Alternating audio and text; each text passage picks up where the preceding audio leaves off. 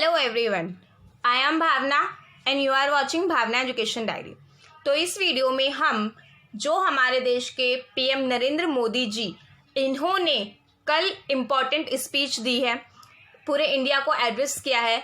तो यहाँ पे उनकी स्पीच में कुछ इम्पॉर्टेंट की हाइलाइट्स हैं जिनका हमें जानना ज़रूरी है कि उनमें नरेंद्र मोदी जी ने क्या कहा। तो ये स्पीच उन्होंने 74th independence day of India पे दी है। तो स्टार्ट करते हैं इस वीडियो को। सबसे पहले अगर आपने हमारा चैनल सब्सक्राइब नहीं किया है, चैनल सब्सक्राइब कीजिए, press bell icon for more notifications. और आपने अगर अभी हमें इन सोशल नेटवर्किंग साइट्स पे फॉलो नहीं किया है, आप हमें फॉलो कर सकते हैं। इंपॉर्टेंट पीडीएफ आपको टेलीग्राम पर मिलेगी। टेलीग्राम पर भी हमारी आईडी भावना एजुकेशन डायरी है और इसके साथ ही इनके लिंक आपको डिस्क्रिप्शन में मिल जाएंगे। तो सबसे पहले नरेंद्र मोदी जी ने जिस टॉपिक पे बात की वो आत्मनिर्भर टॉपिक था कि आत्मनिर्भर जो यहाँ पे एक मिशन चल रहा है इंडिया के आत्मनिर्भर होने का। तो उसमें जैसे नरेंद्र मोदी जी ने कहा कि जो इतिहास है, इतिहास ही इस बात का गवाह है कि इंडिया ने जिस चीज़ को ठाना है उसको पूरा किया है। तो जो इंडिया का डिटर्मिनेशन है उसको हमेशा इंडिया ने अचीव किया है। तो यहाँ पे उन्होंने बात की डिटरमाइन टू अचीव समथिंग, जिस चीज़ को अचीव करने के लिए कोशिश की उसको हमेशा अचीव किया। और इसके साथ ही यहाँ पे इंडिया के सेल्फ रिलायंट होने की बात की। और सेल्फ रिलायंट जैसे कि यहाँ पे पूरे यहाँ पे इंडिया की अगर हम पॉपुलेशन देखें अराउंड 130 करोड़ है यहाँ पे। तो यहाँ पे ये सारे इंडियंस हैं, हमें सेल्फ रिलायंट होना है।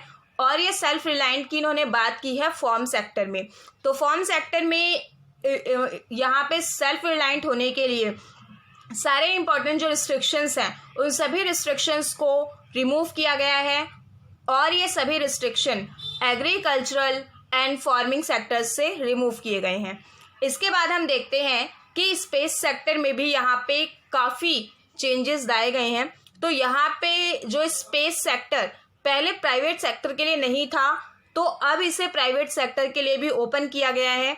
और इसके साथ ही यहाँ पे नरेंद्र मोदी जी ने ये कहा कि पहले जहाँ पर हम खाली मास्क और वेंटिलेटर मेयर्स बनाते थे, अब वहीं पर हमने पीपीटी किट का भी निर्माण शुरू किया है।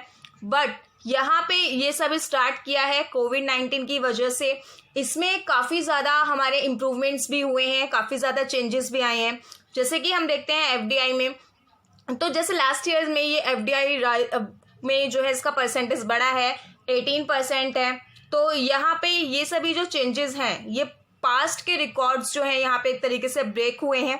तो एफडीआई की फुल फॉर्म भी इम्पॉर्टेंट है, फॉरेन डायरेक्ट इन्वेस्टमेंट। तो इसके बाद जैसे हम देखते हैं और सेक्टर्स में तकरीबन 7,000 प्रोजेक्ट्स भी यहाँ पे लाए गए हैं। तो जो सभी प्रोजेक्ट यहाँ पे इंफ्रास्ट्रक्चर के लिए हैं। और इसके साथ ही यहाँ पे पीएम नरेंद्र मोदी जी ने आत्मनिर्भर भारत की इम्पोर्टेंस को बताया है। और इसके साथ यहाँ पे ये भी बोला है कि हमें आत्मनिर्भर होना है और ये आत्मनिर्भर हमें कोविड-19 की सिचुएशन के साथ साथ होना है। और इसको जो है एक नेगेटिव पॉइंट ना माने और इसके साथ जो है सेल्फ रिलायंट होते रहें। तो ये सारी चीज़ों के बावजूद इन्होंने यहाँ पे ये भी कहा है कि that more than 1 lakh household are now being provided with drinking water. यहाँ पे जो स्कीम है द सेंट्रल जल जीवन मिशन, इस मिशन के थ्रू यहाँ पे काफ़ी ज़्यादा जो घर हैं उनके घरों में पानी भी पहुँचाया गया है। इसके साथ यहाँ पे सबसे इम्पॉर्टेंट जो चीज़ है न्यू एजुकेशन पॉलिसी। ये जो नेशनल एजुकेशन पॉलिसी है ये बहुत इम्पॉर्टेंट है और ये बहुत कुछ सालों में चेंजेस लाएगी और ये लोगों को, आने वाले स्टूडेंट्स को काबिल बनाएगी। तो यहाँ पे ये इम्पॉर्टेंट है। और इसके साथ ही ये जो न्यू एजुकेशन पॉलिसी है ये रिसर्च और डेवलपमेंट इनके क्राइटेरिया को बढ़ाएगी ताकि वर्ल्ड में ये हमारी पढ़ाई काफ़ी काम आ सके। तो इसके साथ यहाँ पे इसमें काफ़ी जो नेक्स्ट अब हम देखते हैं डिजिटल इंडिया। डिजिटल इंडिया में अगर हम देखें तो जो न्यू मेथड आया है ट्रांजैक्शन का, तो ये डिजिटल ट्रांजैक्शन का मेथड आया है। तो पिछले यहाँ पे भी बात की गई है कि आगे आने वाले दिनों में कम से कम 1000 दिनों में जो कंट्री में बाकी सारे गांव हैं वहां तक इसको पहुंचाया जाएगा। ऑप्टिकल फाइबर कनेक्शन जो है वो इस्टेब्लिश किए गए हैं, अवेलेबल इनको कराए जाएंगे। और इसके साथ अभी 3 लाख करोड़ से ज़्यादा लोगों तक डिजिटल ट्रांजैक्शन जो है वो पहुंच चुकी है। और इसके साथ ही यहाँ पे नेक्स्ट सबसे इम्पॉर्टेंट चीज़ जो इस टाइम पे है, सबसे ज़्यादा बॉइलिंग कोविड-19। तो यहाँ पे नरेंद्र मोदी जी ने इस बात पे भी फोकस किया कि कोविड-19 वैक्सीन जो है इसको लेकर काफ़ी सारे एक्सपेरिमेंट्स चल रहे हैं और साइंटिस्ट की परमिशन से उनको जो है लॉन्च भी किया जाएगा। तो साइंटिस्ट इसको लेके वर्किंग हैं, काम कर रहे हैं। तो 3 Indian vaccines are in different testing stages. तो 3 यहाँ पे इंडियन जो वैक्सीन्स हैं वो टेस्टिंग स्टेजेस पे हैं। तो यहाँ पे एक के बहुत ज़्यादा चांस है कि वो यहाँ पे क्या होगा, सक्सेसफुल हो जाएगा। अगर वो होगा तो हम आपको ज़रूर बताएंगे। नेक्स्ट है नेशनल डिजिटल हेल्थ मिशन। तो नेशनल डिजिटल हेल्थ मिशन जो है यहाँ पे ये एक इसलिए इम्पॉर्टेंट है क्योंकि इससे क्या होगा, सबका टाइम बचेगा। और इसके साथ ये टेक्नोलॉजी बेस्ड सिस्टम है जिसके थ्रू आपको एक हेल्थ आई कार्ड प्रोवाइड कराया जाएगा।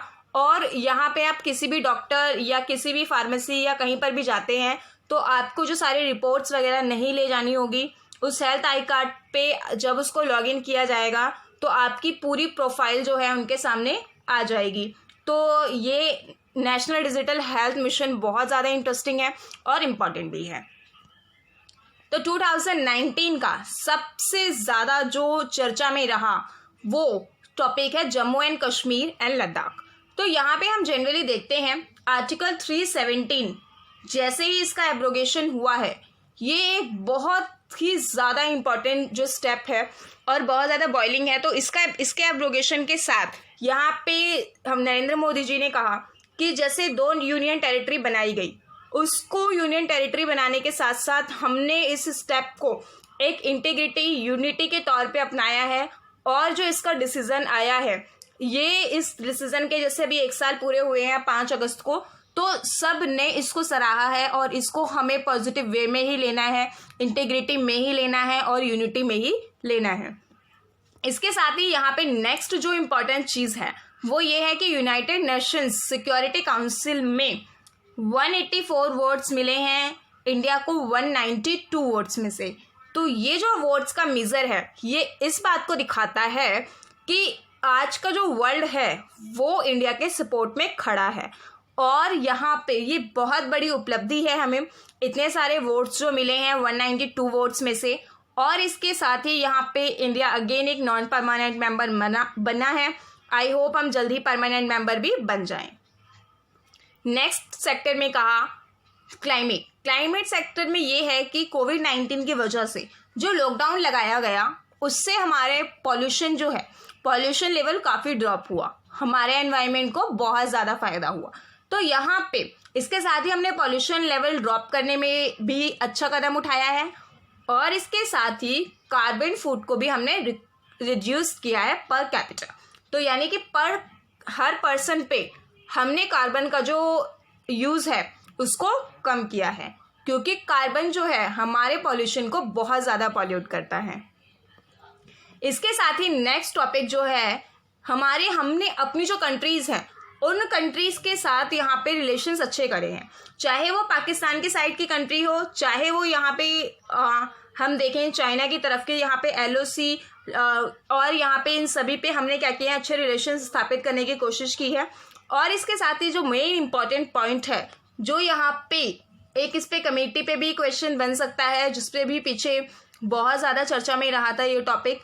तो यहाँ पे minimum age of marriage for girls के बारे में नरेंद्र मोदी जी ने ये कहा कि एक कमेटी बनेगी जो गर्ल्स की मैरिज एज वो डिसाइड करेगी। जनरली इसमें ये कहा गया है कि 18 जो गर्ल्स की मैरिज एज है अभी जिसे हम फॉलो करते हैं उसको 21 हो जाना चाहिए।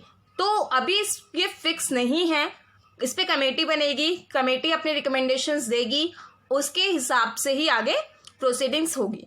तो अभी ये जो है वर्किंग है, देखते हैं क्या होता है। नेक्स्ट है cyber security policy. Cyber security policy में नरेंद्र मोदी जी ने ये कहा कि हम एक न्यू साइबर सिक्योरिटी पॉलिसी जो है वो इंट्रोड्यूस करेंगे तो ये जो न्यू साइबर सिक्योरिटी पॉलिसी है, तो ये किसके लिए इंट्रोड्यूस कर रहे हैं? As the rising threat from cyber space could have an impact on India's social and economic development. तो जो सोशल और इकोनॉमिक डेवलपमेंट है इसकी सिक्योरिटी के लिए, और जो इस पे किसी भी तरीके का कोई खतरा ना आए, इन सभी के लिए इस पॉलिसी को ऑर्गेनाइज किया गया है, इंट्रोड्यूस किया गया है। तो इसके साथ ही इंफ्रास्ट्रक्चर सेक्टर, इसमें भी काफ़ी चीज़ें आई हैं, कुछ चीज़ें ऐड हुई हैं, जैसे कि जिसको नरेंद्र मोदी जी ने अनाउंस किया है कि एक इंफ्रास्ट्रक्चर सेक्टर बनेगा, और ये 74th इंडिपेंडेंस डे पे इन्होंने कहा है। और इसके साथ ही यहाँ पे इन्होंने ये कहा कि the government was prioritising on improving the overall infrastructure for faster development with the help of national infrastructure policy. और इसके साथ ही यहाँ पे इन्होंने इसके लिए 10 लाख करोड़ जो है इन्वेस्ट करने की भी बात कही, और ये इसमें 7,000 के अराउंड जो है वो प्रोजेक्ट आइडेंटिफाई हुए हैं। नेक्स्ट देखते हैं fibre optic cable to connect Andaman and Nicobar island. जैसे इसके बारे में हमने बात करी, जो ऑप्टिक केबल है तो ये क्या करेगी, अगर हम इसको देखते हैं कि फाइबर जो ऑप्टिकल यहाँ पे केबल है, इंडिया यहाँ पे कोई मेनलैंड या नॉर्थ ईस्ट कंट्री नहीं है, तो इसके साथ ही बट यहाँ पे इंडिया के पास काफ़ी सारे जो है वो आइलैंड्स हैं। तो इन आइलैंड्स में हाई स्पीड इंटरनेट कनेक्शन लाने के लिए, और यहाँ पे जो लोग रह रहे हैं इन आइलैंड में, इनको बेनिफिट्स प्रोवाइड कराने के लिए ये जो है स्टार्ट किया गया है। तो आगे आने वाले दिनों में लक्षद्वीप को भी इसमें कनेक्ट किया जाएगा हाई स्पीड इंटरनेट कनेक्शन के थ्रू, और अंडमान और निकोबार आइलैंड को भी कनेक्ट किया जाएगा। इसके साथ छोटा सा टॉपिक बट बहुत इंपॉर्टेंट टॉपिक, क्योंकि यहाँ पे अभी राम मंदिर की अयोध्या में नींव रखी गई है, और ये बहुत इंपॉर्टेंट टॉपिक है। नरेंद्र मोदी जी ने इस पे ये कहा कि अयोध्या को लेकर, जो राम मंदिर को लेकर डिसीजन आया है, इंडिया ने इस डिसीजन का स्वागत किया है, और इसके साथ ही इसको पीस और रिस्पेक्ट के साथ, शांति के साथ इसका आदर किया है। और ये जो जजमेंट आई थी ये पूरी तरह से पीसफुली और लीगल मैनर में आई थी। तो इसके साथ ही ये सभी चीज़ों के साथ हमने अपनी क्वालिटीज़ को भी दिखाया है। So that's all from my side, and don't forget to subscribe my channel, and you can follow us from the social networking sites. So thank you.